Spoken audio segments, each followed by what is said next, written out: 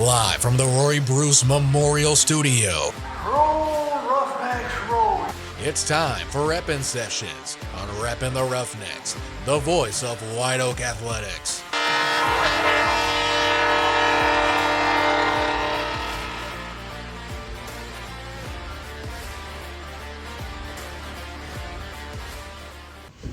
Reppin Sessions Podcast, episode 13.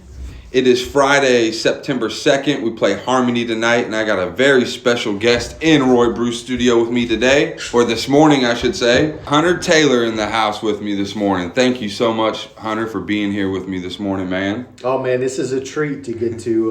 This is first of all pretty sweet how you've done your studio. Like this is super cool. Like I feel like so many people have always talked about like there are so many historic things in a small community like this, and I love how you're promoting it and getting awareness for and honoring a lot of people. I appreciate it, man. That matters to people.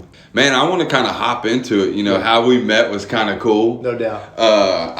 Sometimes when you say, things are meant to be, I was having lunch with the Bruce family at Pinecrest Country Club, having lunch there.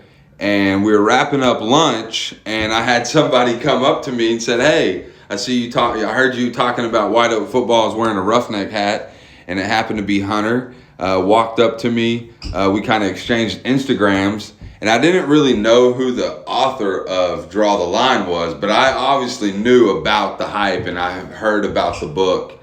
And lo and behold, it happened to be Hunter, man, and we started following each other on the Instagram and, been chatting here and there. I know he's a busy man with his book release and all that. And, it was just kind of crazy how that happened, getting to meet you like that and how we, built a little relationship. And now you're here with us in the studio.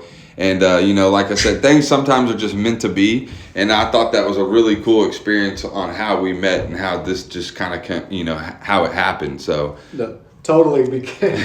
So we're at Pinecrest and we're sitting on adjacent tables, and it's one of those deals where I hear somebody just like ripping off history and data from the Roughneck. He's talking about, you were referencing even Max McGee and some of the goats that I can remember seeing their picture in Coach Griffin's office, but.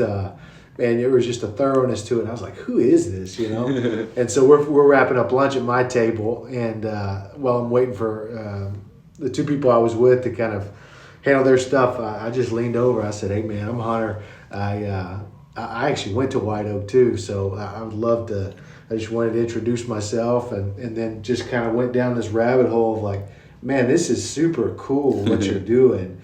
And then to see the level and the attention to detail – that's going into it, from graphics to podcasts to the frequency of posts. I was like, man, this is an official thing to where, this is an advantage that not many towns and schools have, something that's so consistent and professionally done. And so I was like, man, this is just cool. I just want to be a fan. And I'm a proud alum as well. And I just love, this is an easy way for somebody that doesn't still live in the community or the area to be able to follow and see all the cool things that are happening in White Oak. Absolutely, man. I appreciate that. I kind of, I've been saving a lot of stuff, that, we talk about. I've been saving it for this pod because, it's kind of hard to get into Instagram messages and kind of talk about the past. So kind of tell me your story, man. I know you're from White Oak. Yeah. Did you go to White Oak kindergarten through 12th? Man, so I'm not super official like that. I came in third grade. Third grade, okay. Yeah. So, but I'm a two-termer. So if you add it together, I think I would have. So like when I was, in daycare to pre-K, we lived in White Oak, and then my dad. So it was the first time he worked for Coach Griffin. Okay. And then my dad took a head football athletic director job. It was called Joshua. It was over. And the district was like Stephenville when Coach Browse was, Brownwood when Coach Randy Allen was there. I mean, it was just a phenomenal competitive district over in like the Fort Worth type. So we lived there from kindergarten through second grade, and then came back came back to work for Coach Griffin again. And then we ended up staying third grade through 12th. So he coached for Andy that entire time here in school? No, it was, I believe it was ninth grade. I think it was my ninth grade year or my eighth grade year. They made a change, and Coach Sartain took over. And again, what position did your dad coach? He was always the defensive coordinator, and so and then he was always also he would be the assistant baseball coach for Coach Ken Terry and Coach Stagner, and so I mean, at a school like that, I mean, you coach everything. But I would say from the varsities, those were like his two big platforms. Awesome. With those two spots, and Coach Sartain was always. I mean, I actually even got to work for Coach Sartain at Spring Hill 10 years later, which is a trip. So he was another good man. So did your dad and Andy have a relationship, or did he kind of just find your dad, or how did that happen? That's probably my father's biggest mentor. And okay. So like the first time he worked for him was in Bridge City. Mm-hmm. I mean, this is a long time ago. Like the photos are, they're wearing like the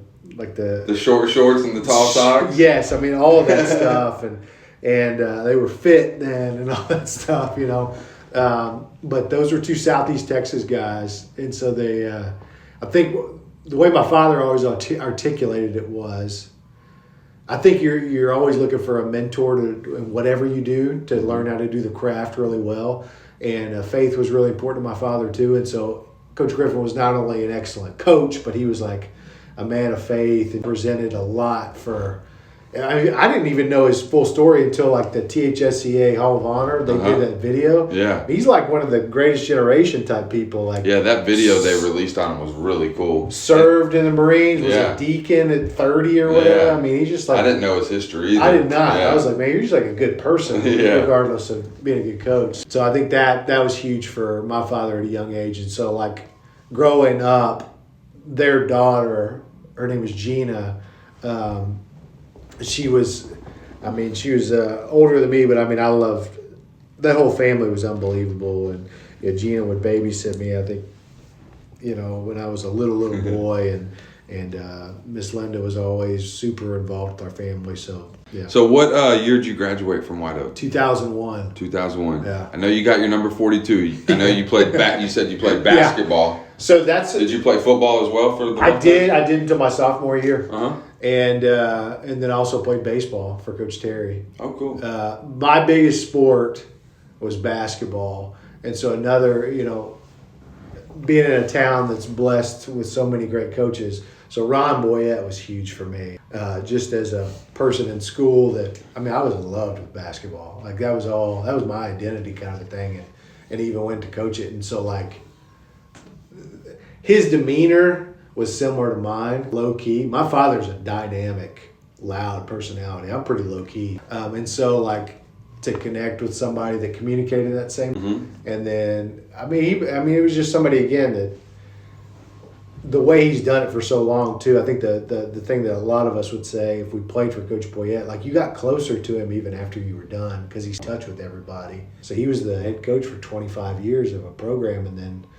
He still does these emails, or he'll write you a letter. Yeah, he's good on Twitter too. He's really always good. writing inspirational tweets and. He takes that stuff seriously.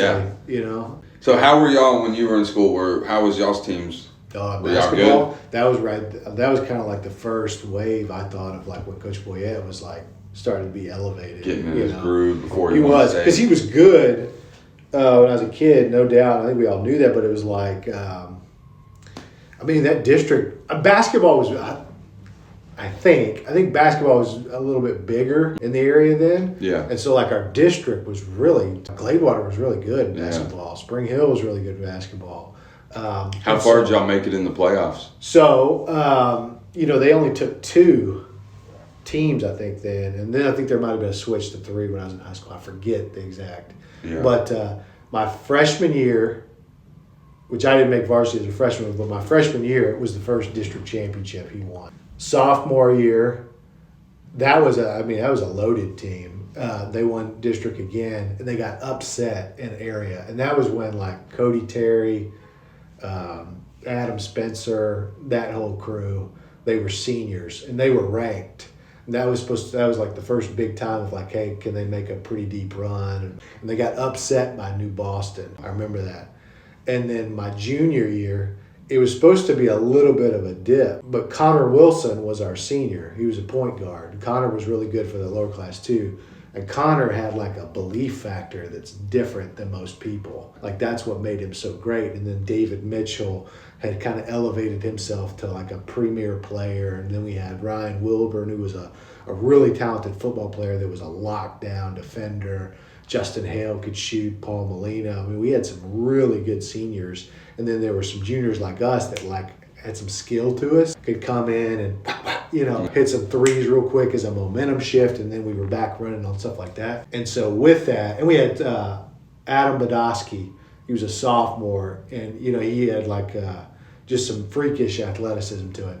That year, it was until they won back-to-back state titles, that was the best year prior to, when they won state 50s or whatever. So we made it to the regional finals. I mean, we caught fire. It's one of those deals where we won district again. So 3 years in a row. 3 years in a row. But again, like you got to hit it right in the playoffs and play your best ball. And Connor went on a freakish type deal, and we bam, bam, bam, and we made it to the regional tournament, which that was a huge thing because then you're like, this feels different. This is a big place. We had to stay overnight in a hotel. Oh, I bet that was a cool experience. Totally. And then you're like, holy crap, like we're 2 games away, 1 game away from like going to Austin. Incredible. And the first game in the regional tournament, we played Forney when they were still, I guess, just one school district before that place has exploded.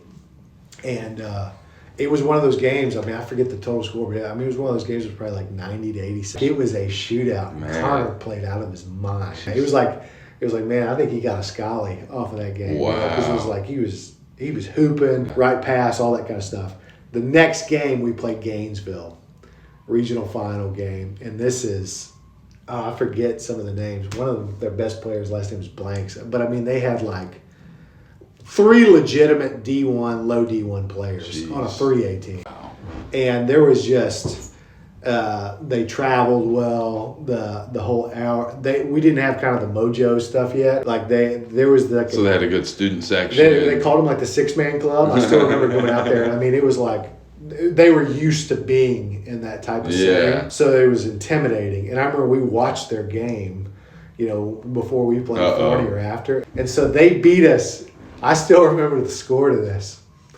Coach Boyett did great on prepping us and everything. It was just, they're better than us. But you're thinking regional finals, this is to get to the Final Four. We got beat, I think it was 72-29.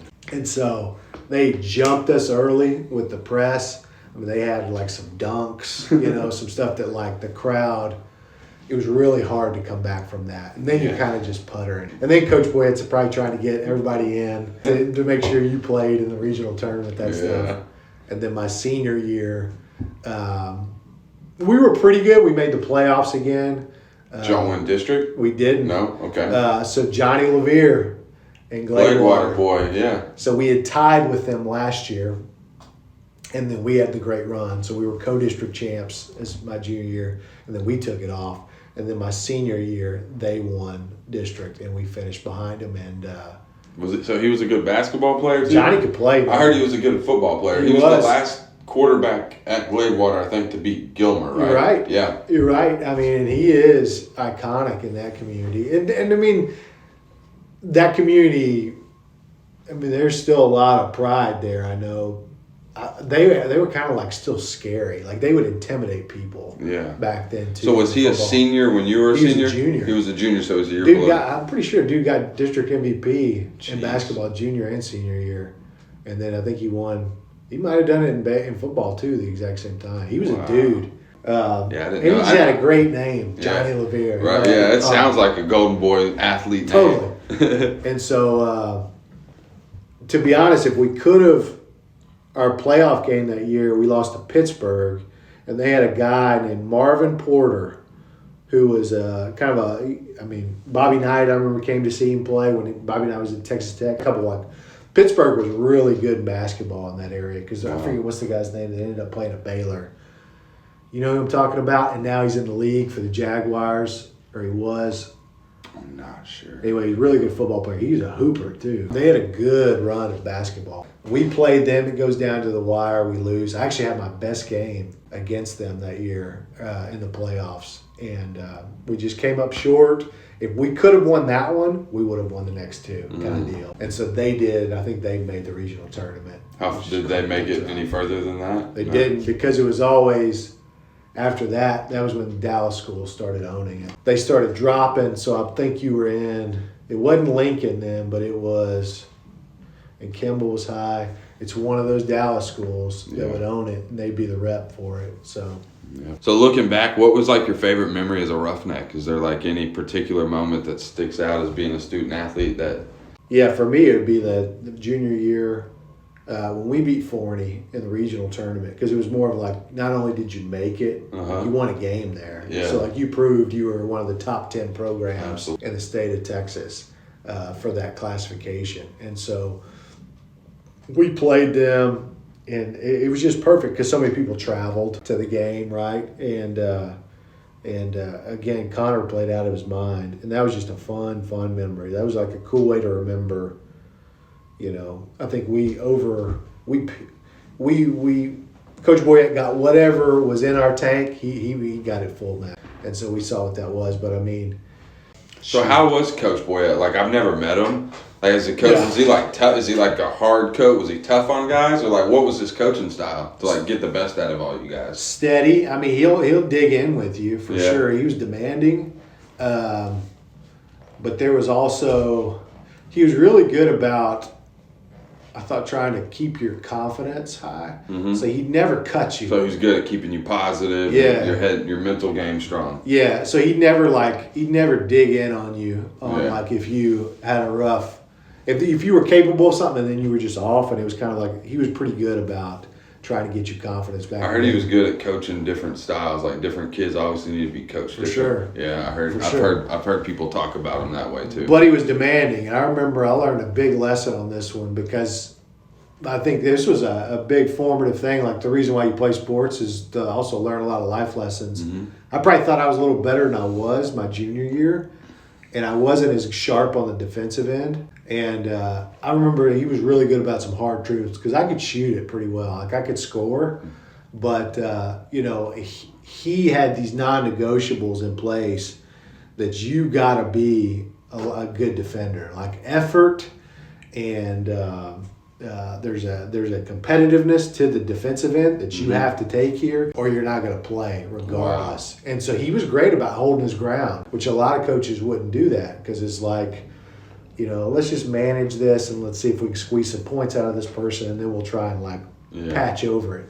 He wasn't like that. So if you didn't guard, he would hold you out. He'd pull you back out and talk to you about that, whatever. And so I remember I had to get a lot better in shape when I was a senior. And this is one thing we got to talk about is like coming back 10 years later as a coach in the area and going against them, and they had dropped classifications. So you did get to coach against Boyett? Oh, yeah. Yeah. And so, but then like dropping seeing them drop classifications, like it was like, because we always had like this, overachiever type mentality when we were 3A and a 5A classification. And so like you're going against, and again, Gladewater and Spring Hill and Tatum were really good in basketball too.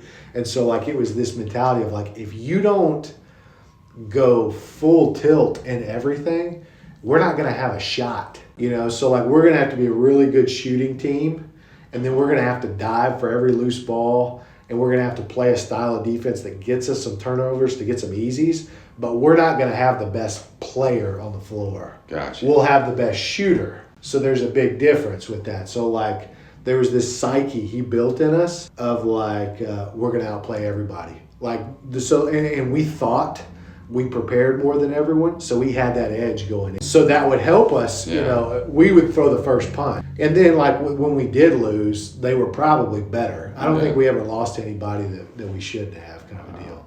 So then flip it. You take that mentality and you drop it a classification, and they're beating the brakes off of everybody, right? So what year did y'all coach? Did you go up against him? Was it in his state championship run? Both years. Oh, man. Yeah, so get the job, and Coach Boyett was a big reason why I got the Spring Hill job. And what year did you get the job? 2011. Okay. And so they had been to the regional tournament right before. I forget who they lost to, but it might have been Tatum. Anyway. Was this your first head coaching job? Okay. Yes. I'd been an assistant some other places, but again, big reason, because the Spring Hill, the crew I inherited were pretty good. So and that was a basketball-oriented superintendent and all that kind of stuff. And the community that were connected to the program, so they wanted to make sure they had a fit. You need to know, all that kind of stuff. And so Ron was huge on being the person that stepped forward and said, this is who you should get. And I'm still convinced that's probably why I got the job. Wow. And so getting to do it, there was because everything's a mentality game, seeing how the players I had talked about White Oak, right? Because it's almost, not necessarily from a community or cultural standpoint. It was, I think I'm strictly talking about a basketball brand. Got you. It was that's because we thought we were the best basketball program and we were still chipping away. Because Coach Flanagan at Pine Tree in the 90s and stuff, Pine Tree could hoop. And then even before that, you had Longview High School, right, with Coach Romines and with Bobby Taylor and them. And so you're always combating this small school narrative of we could play with y'all, we're good enough, or all the who are you playing against? That's a cheap counter, people say, right, when something's happened. But at that point coming back, it was that's the best program in East Texas. And then really you're hearing chirping from Jeff Traylor and all these others that it's he's the best coach, not just basketball coach. And then he was speaking of Boyett. He was speaking of Boyett. Ah. And so with that, so then, I think maybe everything's a mentality game. So we play them the first time in 2011, and it's to open the Panther gym that they play in now. Okay. So it was sparkling. This is big anticipatory. It was standing room only, and we were good. We were. And top. This was your first. This was the first game. We had played 2 or 3 games before and scrimmaged, 2 games, and so we probably the biggest game though. As your head coaching career though. No question. First season. No question, and it's you kind of want to know what you got, and then because the games before we had handled that I think pretty easily, and so then you're going into this one, and it's if you don't know a lot, there's a benefit to that. So I know of Coach, but I'm not scared of him at that time. So there's this young guy in you that we're getting ready to lay a punch or something like that. And so you're confident at that point. And I'm feeding off of a lot of guys that would love a chance to beat them, right? There's that. And so I remember we even got Maurice Cook, who is Spring Hill's Andy Griffin, to speak to the guys before the game. And so it's perfect. You go out and you see it. And then you got Coach Knoll, sitting in the corner, and I'm man, I want to dap him, but I don't want to talk about it right now, that kind of thing. And I see Coach Boyett, and it's the same type of deal. And I love him, but also I don't want to talk right now. Right.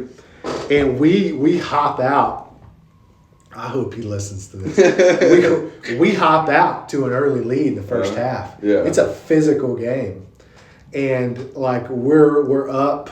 I don't know how much, but the guy, the adrenaline had taken over too for the guys, right? And and this is a home gym, so it's hostile in a sense of there's probably more of a home court advantage here right now than there. So we've got this. It's a good enough first half lead where you're pretty pleased, you're just trying to keep everybody's fight going. And I got master classed by Coach Boyett on that one because, I didn't know enough about pace and how to, all that kind of stuff. So we come back out and it's a slow tilt where all of a sudden they start creeping in. Yeah. They start creeping, and but you could feel it of we were way more physical than that at that first one, and we had all of them were juniors, and then Caleb Carr was a senior, and then one of their bigs was a senior, but they were younger, so I had 7 seniors, and like some physical kids, right? And so you think differently when you're a senior compared to a junior, right? Like, and so we had that edge, and so we started getting in foul trouble, and doing substitutions, and then also people started. Anyway, it goes down, it cuts in, and we get the ball last play of the game. It's tied. It's everybody's raising up. It's ours. I just drew like a single screen for our best player, Brandon Robbins, to go right and have it cleared out.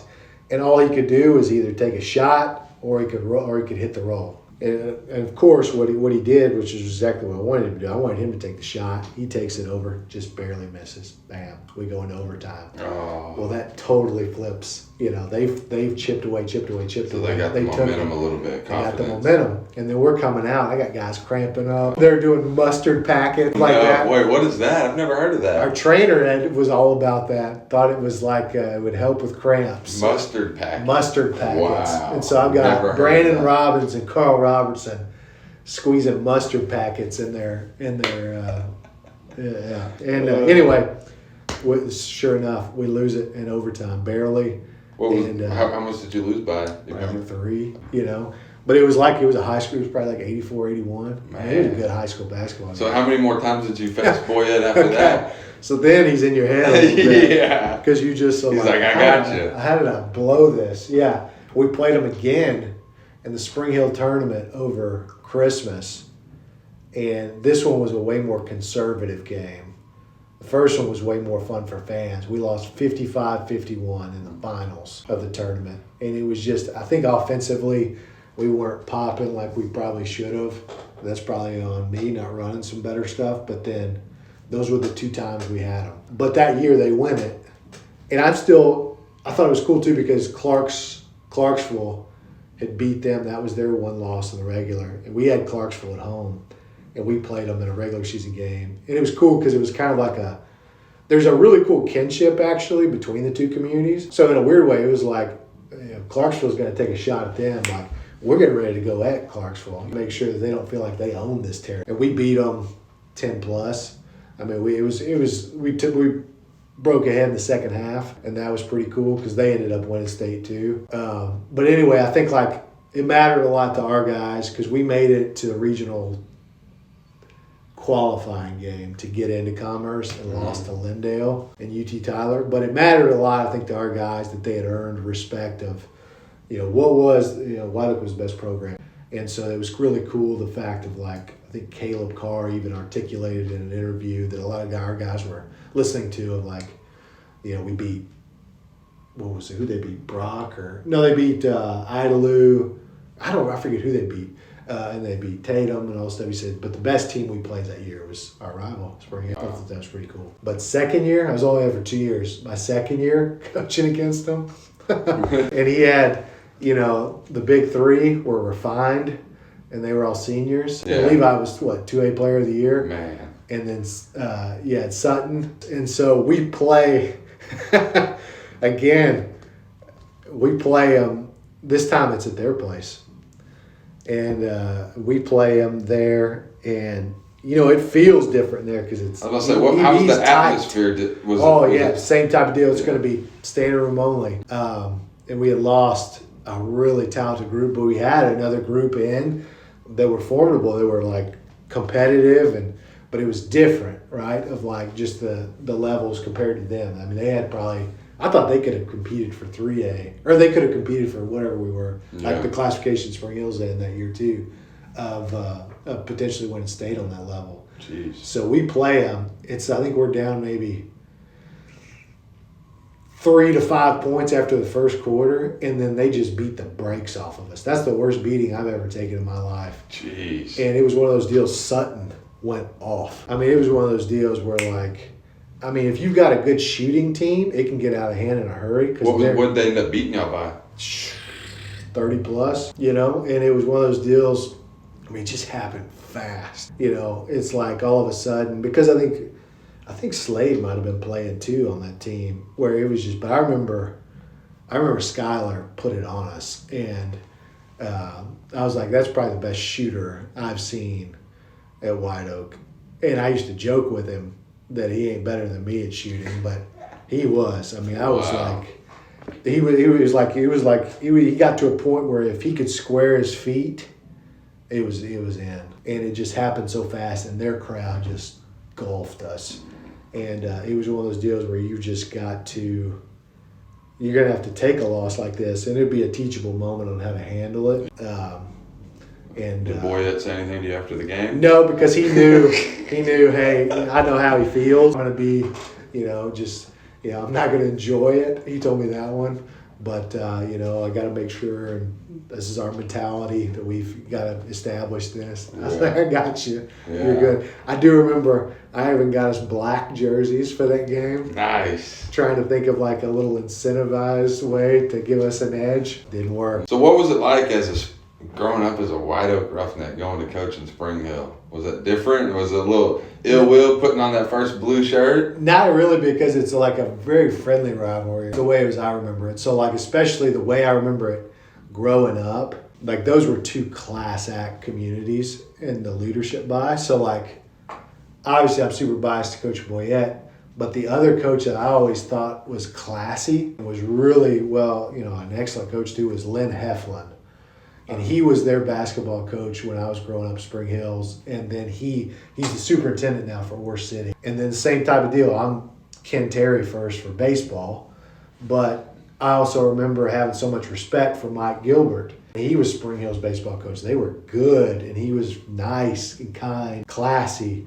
And then the same way, growing up, Coach Griffin, my father had so much respect for Maurice Cook. And so I always thought of Coach Cook as being, they're probably giving the same type of talk, same type of like program values. It's just a different shade of color. It's all that kind of stuff.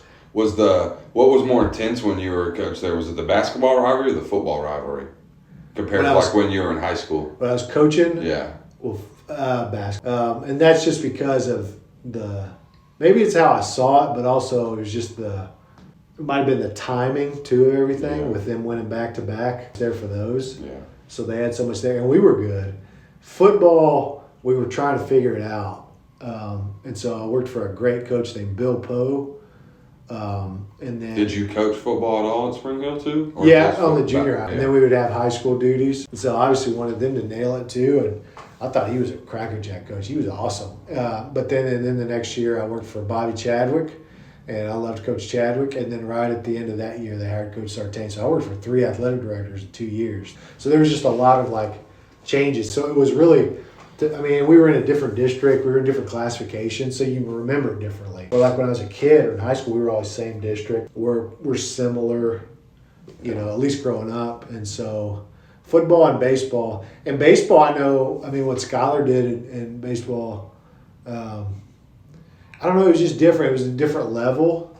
So it was like, I don't remember us talking about it as much, but also maybe I didn't have a feel for it because I was more wrapped up in basketball. Yeah, for sure. But I know they were really good. And then I remember Joey Hector had us rolling in baseball when I was there at Spring Hill. And so it was just always, I think Spring Hill, we were focused on like Pleasant Grove in baseball when I was there, trying to take a shot at them. Because they were good. Spring Hill was a good baseball. What did you do after Spring Hill? Did you stay in the coaching? I did. I was 3 years at Baylor.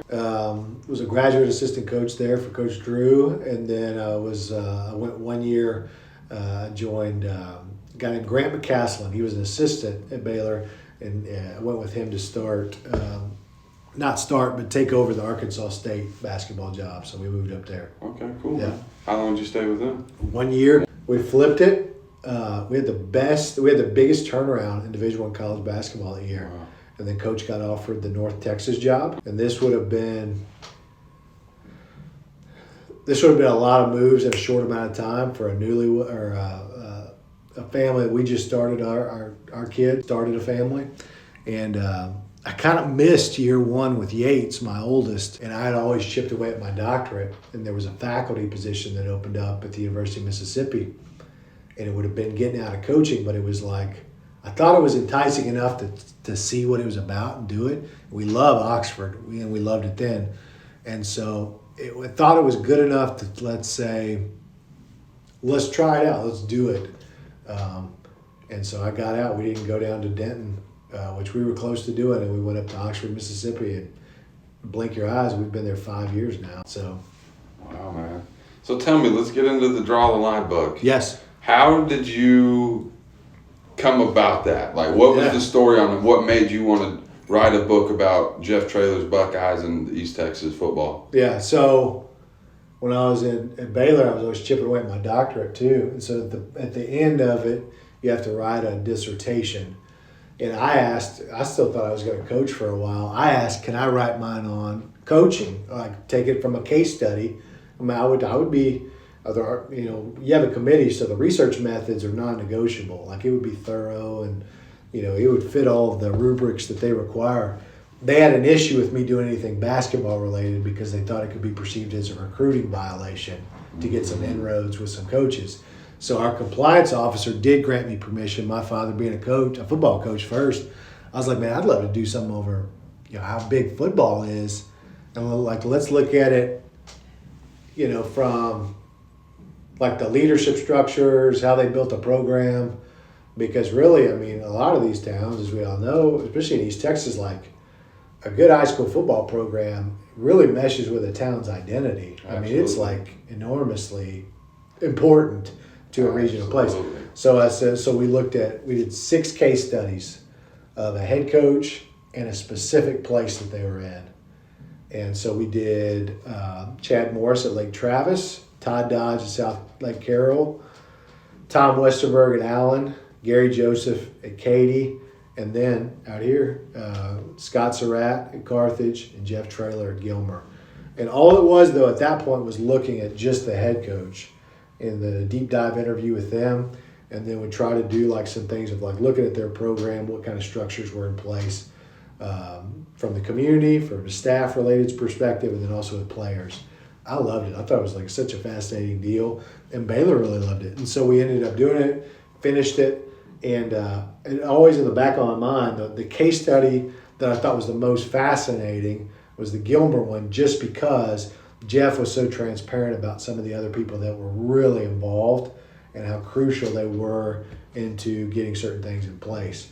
And I was just like, man, that's a fascinating staff. And to also hear how long they did it together. Mm-hmm. And we're kind of at a pinnacle point too now of like people don't stay together that long. It's a transient profession, but it's a transient workforce in general. And so when I joined faculty, one of the ways I'm evaluated is off of publishing and writing and that kind of stuff too. That's one of my evaluation rubrics, right, in addition to teaching and service. And so if I wanted to write about something, I was like, I'd love to try and write about and do a more thorough dive in this one case study that I thought was super fascinating, but just focus on it. And write it also in a story form to where, I mean, I don't like reading a bunch of research journal stuff, and I'm in it. So I was like, I'd rather read it or write it in a way that like you can understand that it's a beautiful story too. And so talked with Jeff about doing it. And did you know Jeff at all before that? Did you have any relationship? Yeah. So honestly, the first game he came to see me coach was White Oak Spring Hill. Really? In Spring Hill, because it was that big of a game that year. Because and Gilmer, I mean, and Jeff's one of those people. He's a fan of ball. Scott Surratt's the same way. John King's the same way. Like they love if there's a really good game in town, you want to go see it. And so Jeff was like, I remember he came to that.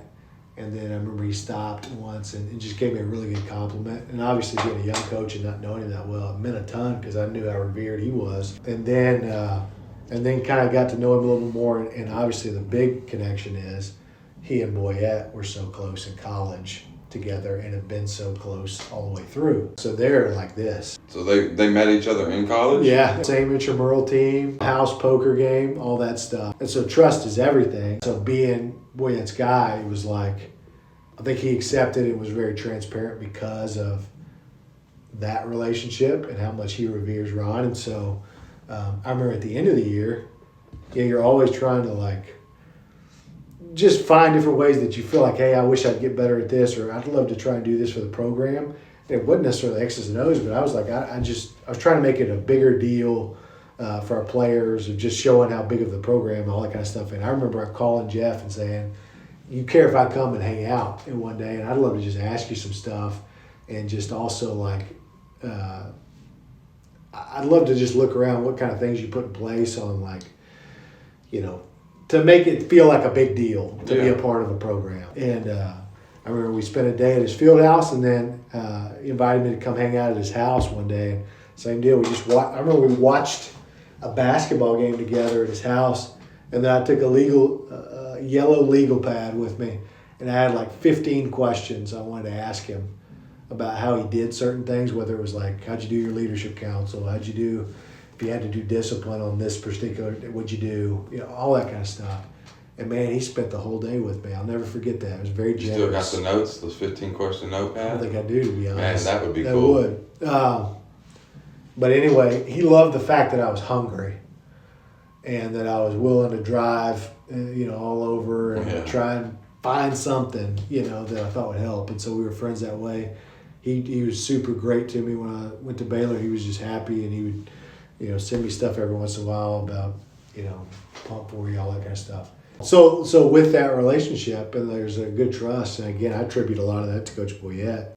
Like I asked him, and I told him with the heart behind it, because a lot of people would be like, what do you want to find out, right? It's just an expose. It's nothing like that. It was like, I'd love a shot at trying to write a story that captures more of an area. So when you started that day when you were hanging out, did you know you were in the process of writing a book on him? Or was that wasn't even there yet? No, that wasn't even there. That was just like, I remember I was really reflective at the end of the year of like, man, I didn't handle this very well, or this or this or this. And so I've always got things I want to ask people. Mm-hmm. Some people are weird about that because that's like a competitive. He was transparent. He was like, you're driving out here and you're wanting to ask me and you're hounding me about it. I'll tell you, this is what we do. Yeah. Wow. Yeah, I bet you learned a lot from him. Totally.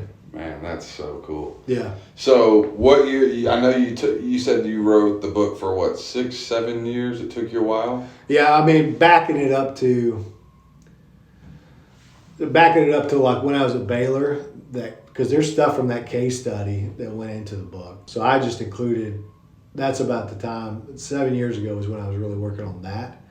And then when I was at Arkansas State, really didn't work on it. But anyway, and when I got to Oxford 5 years ago, I mean, I knew as soon as I hit the ground running, like I don't want to wait. I knew I needed to write. And so I was like, I'd like to choose what I want to write. I asked him, and then I went to work. And so it's one of those deals where it was like a slow process because you have to get so much trust, as you know, interviewing people. And I'm about to say, how many interviews do you think you went through during that whole process with people? 30 plus. And then you're transcribing it all. And then I want them to show. That way they don't ever feel misquoted. And then I got to the point of like, I'd love to use this particular passage and insert it here. Here's what I'm using. Let me know if there's something that you don't think is fair or something like that. What I really liked in the book, man, was when you got into when Traylor first took over at Gilmer. Yeah. And he talked about how he kind of went into the program and just was like, gave everyone a chance in. And then another thing he talked about was he credited the middle school. Yeah. He said he went down to the middle school and told those guys, hey, y'all are the future. Yeah. And really worked with those guys. My story is I'm from Austin. I grew up in Austin. But when I was in, my mom's family's from Gilmer. 4th grade, I moved to Gilmer. Yes. Middle of 4th grade. 5th grade, so I stayed in Gilmer middle of 4th grade, all of 5th grade. My 5th grade year, I played on the Mini Bucks. Yes. We went undefeated, lost to Carthage in the Super Bowl, and if I would have stayed at Gilmer, my graduating class was 04. I would have been the first one. I'd have been with, so a lot of those guys I played with the Mini Bucks won state that year, yeah. So when I read that, I was like, man, I couldn't imagine what it would have been like for those kids to get that talk, from them at the field house and get to be a part of that program. That probably was so special, Totally. Yeah, so I thought it's got to be different. Cool. I would think of I think one thing I thought was so cool, kind of like, I think Ron's story is so cool here, is to do it in your hometown. That's different. Yeah. I mean, that's pretty cool. No, I think I think this has been such a fun project to work on, the book, because of the ways too that we got to promote it and try and kind of have I was gonna say, how's the tour been? That thing's been so cool. You've probably been meeting a lot of cool people, man. A lot of networking and it's one of those deals though, you forget how important high school sports is to a place, particularly in East Texas. So it's like, man, like the Jacksonville thing that we did. And was that the biggest turnout? What was your biggest event you think so far? I mean, probably the biggest private event. So like the Smallwoods family, who's Josh is a White Oak guy, when they threw kind of the book release party, and we got to invite like all the White Oak coaches, a lot of the Spring Hill coach. I mean, it was like a big, cool reunion. It was awesome. But the Gilmer one probably had the best turnout just because Jeff was there. And I mean, Coach Metzel's running the ship, and Coach Metzel's a huge part of the story. And for sure. So many of them. I mean, it's there. I mean, they're probably the primary character that town is in that. But then also when we did Jacksonville and Marshall, like you're just seeing. Like those are eras pieces, right? So like seeing the '90s crew come in Jacksonville to the event, and seeing Josh McCowan and his dad roll through, and the authority that they speak with, and then Danny Long, and then you go to Marshall and like meeting Bill Harper and Dennis Parker, and seeing how people come out just because they want to pay homage to their old coach. I mean, it's a very a program ties a lot of people together, and Absolutely. so I love the fact that it was used in a sense for like reunions to happen, and just almost like a time to remember how much pride can come from that stuff when it's done correctly. They're definitely prideful in Gilmer, man. They love their Buckeyes. Yeah, no doubt. But I mean, that's what makes White Oak great too, is the amount of pride that's here. Absolutely. And so. You're doing the same thing. It's like you're making sure that we remember things often, and that you're involving people that really put in a lot of time here to make it special, and they feel included all the way through. Absolutely. And that really that you're making sure new generations also understand what was happened here before, from decade to decade, and why it's their turn to carry on this proud tradition. And being a roughneck means a lot, so they need to do it well. Thank you. Yeah. Is there another book in the works? I'd love to try and write a book for my kids, because they're at an age where my oldest, he's reading now, and so I'm reading a lot of kids' books with him. It's like, man, I'd love a shot actually to make sure some things that my wife and I want to teach them or impart or whatnot. Like I just want to make sure. I think it'd be fun to try and come up with a story to hide those things in, and maybe he takes those in a little bit easier, the story for him. I don't know. Absolutely, man. Well, yeah, man. So Reppin Sessions podcast, episode 13 with Dr. Hunter Taylor. We are done. Thanks for having me. Thank you so much. Roll, Roughnecks, roll.